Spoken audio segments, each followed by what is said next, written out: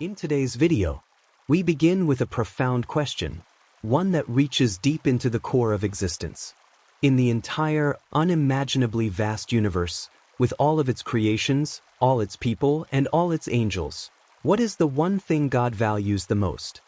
The answer, which comes from one of the most foundational texts in Shia Islam, is likely not what you expect. The being God addresses as his most beloved is a concept, the intellect or al-Aql. This amazing idea is the very first narration in one of the most important books in Shia Islam. To understand the weight of that statement, we must first understand its source. The narration, stating that the intellect is God's most beloved creation, is the very first narration in the book known as Al-Kafi. For anyone unfamiliar, this isn't just a book, it's more like a library condensed into one work, compiled over 1,000 years ago by the legendary scholar al-Kulaynī. We're talking about 1,100 years ago. It was a time of intense development in theology and law. But also there was a problem. The sources describe it as an era of ignorance, but not because there weren't traditions available. The problem wasn't a lack of material. The narrations were scattered, disorganized. For the average person, it was almost impossible to get a clear picture of the faith.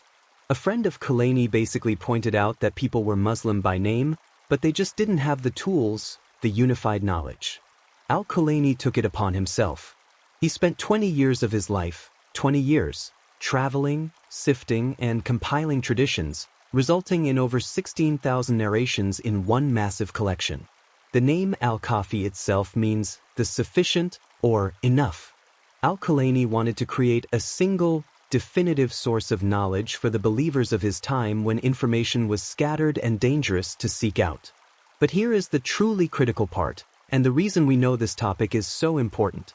Out of those 16,000 narrations, out of all the laws, the stories he could have started with, Al-Kulaynī made a profound editorial choice.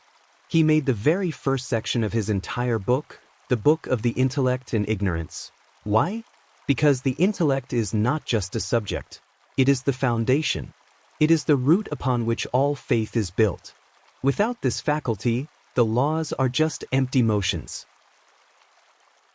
Now, we have this incredible claim that the intellect is God's most beloved creation, placed right at the beginning of a crucial book. But how do we trust a statement written down 1,000 years ago? This is where the entire science of Hadith, or transmission, comes in. It's essentially a documented chain of custody for an idea.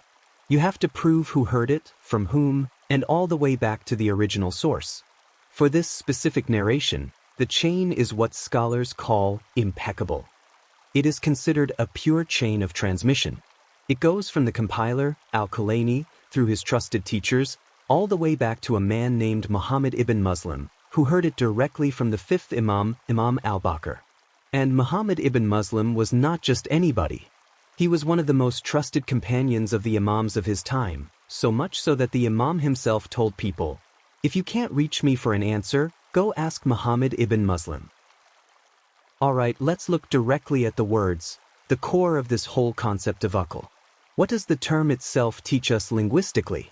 The root word Aql means to tie, to restrain, to tie like a rope.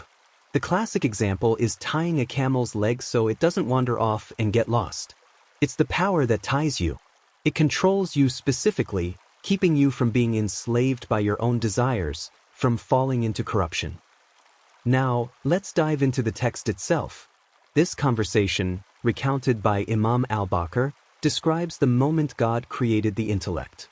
It says that when God created the intellect, he made it speak and said to it, "Come forward," and it came. He then said, "Go back," and it went back. Immediate, perfect obedience. There was no hesitation, no questioning. And then, God makes the ultimate declaration. He swears by his own honor and glory, saying, "I have not created any creation more beloved to me than you." So, we know this faculty is the most beloved creation, and we know it's the basis for our reward and punishment. Now, we come to the most profound theological implication of this entire narration. The tradition states that God swears he will not perfect you, the intellect, in anyone except those whom I love. This leads to the conclusion that the possessors of the truly perfected intellect must be God's most beloved creations, the prophets and the al-Bayt. The prophets and the Imams are the ultimate embodiment of this completed intellect and are known as the proof of God or Hujjah on earth. They are the definitive evidence and standard of God's guidance. This status is existential. The traditions state that the earth itself is literally sustained by the presence of the Hujjah. Without this perfected intellect on earth, the very purpose of creation, the complete perception of God's will, would be lost and the world would collapse. And in our time, that Hujjah is Imam al-Mahdi, the inheritor of the perfected intellect. The Imam's presence is vital as they demonstrate humanity's highest potential and provide the ultimate standard for us to follow. Note that when we say a full or complete intellect, we are not talking about IQ, not at all. You can have a high IQ dictator who uses that intelligence for pure evil. Intellect, on the other hand, is the faculty that distinguishes right from wrong, guides your intentions, and stops you from following destructive passions. The idea of the perfected intellect is not just about history, it's also about our future, a huge part of the promise in this tradition. The narrations tell us that when the awaited Imam of our time reappears, he will place his hand on people's heads. Now, whether that's literal or symbolic, the effect is profound. The intellect of the people will be completed.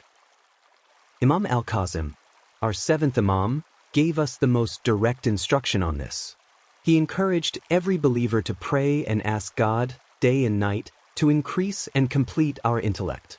This is the ultimate wealth, the ultimate safeguard, and God's most beloved creation.